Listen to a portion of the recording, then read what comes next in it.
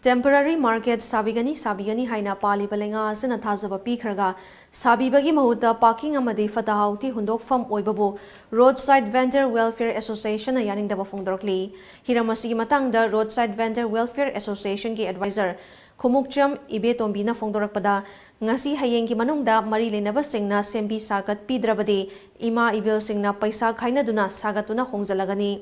Mahana makha taraduna parking oisiliba PHATTA HAODI paisilibasi khudakta lauthokadabani haiki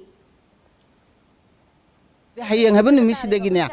sagadobagi mapomase haitare ko madu paidana thambiraga haunabagi tayari tawbiragadi akhoi tumina sabalo phongaijage natragadi hangchil haibasiregi khoidi mayam phamna matamdo kuina phamaktabagi warabanina